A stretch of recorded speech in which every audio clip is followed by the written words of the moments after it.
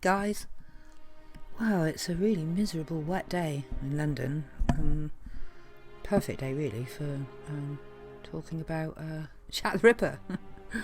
Sort of a hold up. Right, so what I'm going to do is talk about the area before I launch into the victims and the suspects and the theories, etc.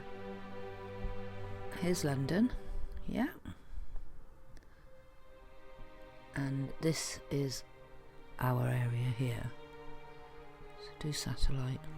I've now got 2 microphones on the go because my blue snowball failed me miserably earlier and the whole thing cut off. I had to restart the laptop.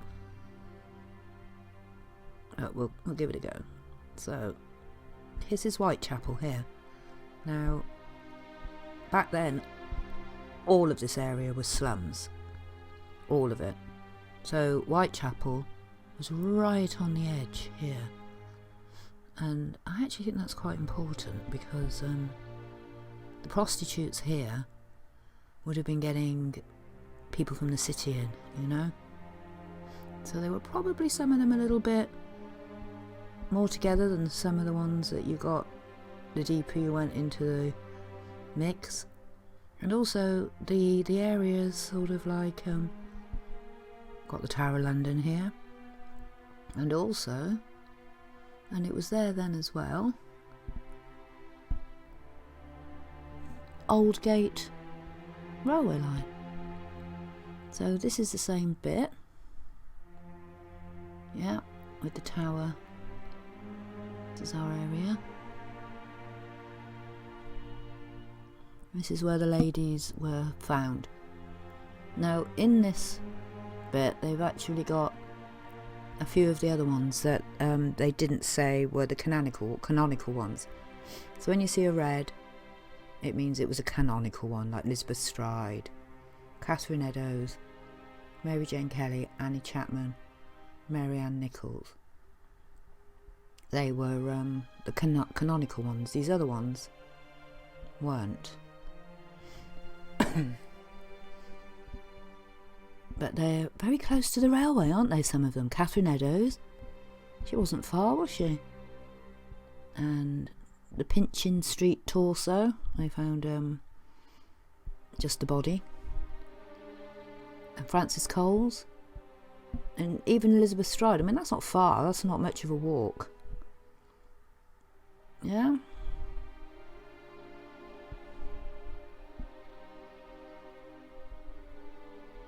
Okay, so this is what it was like back then. Yeah. Not good. Sexual abuse of children. There were other killers. Apparently the calls of rape and murder were quite common and often ignored. We've seen a lot of these photographs before, haven't we? Most middle-class Londoners believe the residents of the city slums were to blame for their own misfortune. No change there. The slum was cleared, thousands of London's poor ended up as homeless. Hence all the workhouses and mental hospitals, and some slums were completely lost. So yeah, slums. Now, let's see if I can find. Is it this one? No. Can't find it now. Well, they talk about these slums, and they say that they were built in the early 19th century for the large population, yeah, that was coming in.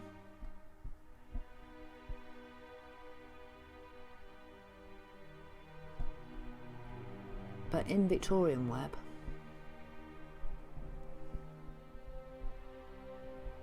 the origins of London slums date back to the mid-18th century, when the population of London, or the Great Wen, as William Cobbett called it, began to grow at an unprecedented rate. Okay, in the last decade of the 19th century, London's population expanded to 4 million. which spurred a huge demand for cheap housing. London slums arose initially as a result of rapid population growth. So, according to the historical record, these slums were actually built at the same time as the people were living in them, and I don't believe that. If you look at them, look at these houses. This is old architecture. I showed this before when I did Earl's Court. And basically everything was in shit order. I think that they were pretty sort of like mudded, pretty bad, and it would have taken a lot of money to do up. So they just moved in, didn't get them done up. Landlords just charged them rent. They probably never bought them either.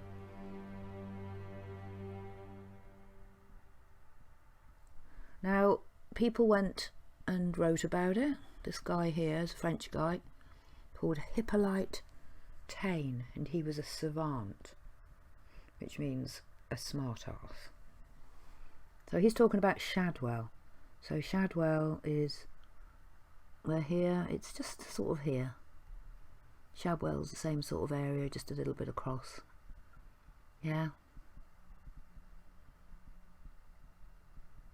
So, notes on England. Shadwell, one of the poor neighbourhoods, is close at hand.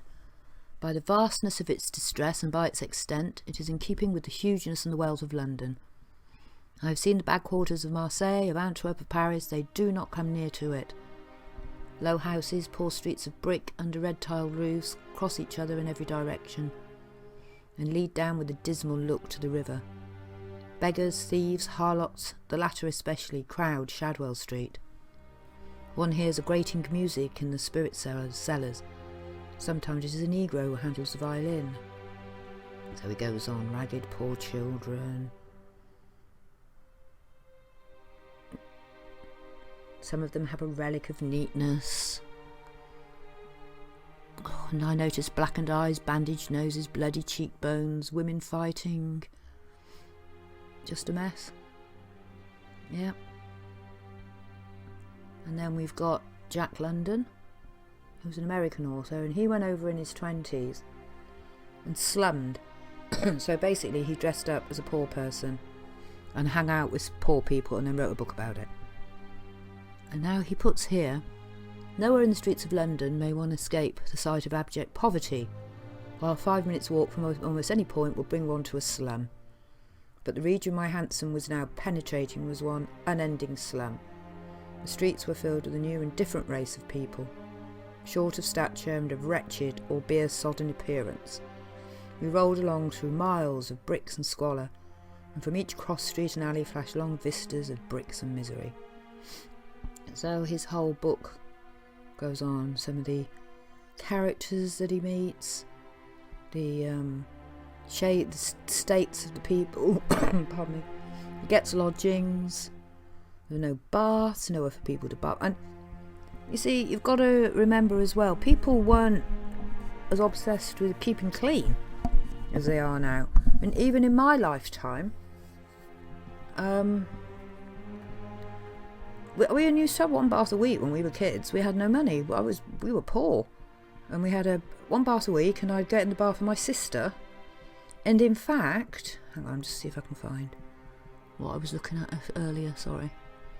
In fact, our bath wasn't even plugged in. It wasn't even plumbed in. My mum used to have to boil up waters. Hang on, is this it? Boil up water and fill up the bath for us, and then empty it by putting a bucket underneath the thing. So this was in the 1960s, you know?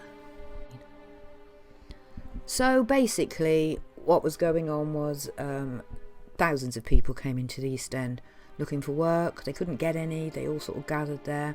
I could never understand, if the rest of London was being sorted out, why so many couldn't get work. They were mostly alcoholic. They were filthy and dirty, uneducated, miserable. But when you get to Whitechapel, a lot of the women, in fact, I think all of the women victims, they had a past that had been semi-respectable. If you understand what I'm saying, they actually had husbands and children, families, whereas as you deeper got in, it got more filthy and depressing. It was sort of like a higher class of prostitute in Whitechapel. That's what I'm trying to say. In fact, Mary Kelly had her own little room, and I think they knew each other. I think they do. I do. So yeah, you get the idea. London, Victorian London, was a complete dump. But the slums, London slums, that they talk about being built in earlier that century, I think were there anyway. Look at some of them. Look, you see what I mean?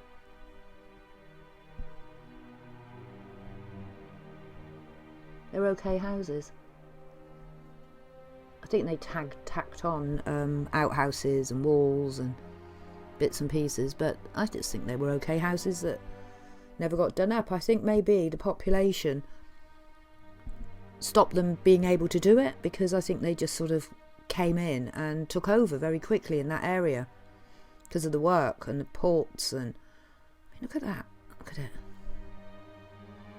Are these people just been moved in here, or they've been kicked out? And they look Russian. A lot of these people look Russian to me. I think a lot of it is brought in populations, you know. Looking over the East End towards Bow, 1935.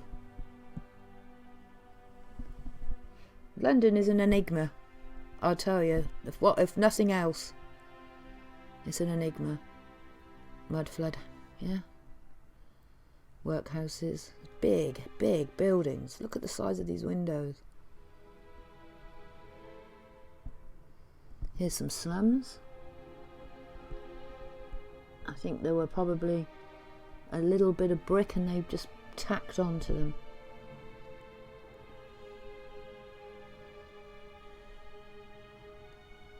Yeah. So my next part is going to be about the victims. I'm going to be talking about the victims and their lifestyles and what happened to them, and then I'm going to have a look at the suspects, and then I'm going to move on to concentrate on our own villains. And thanks for watching.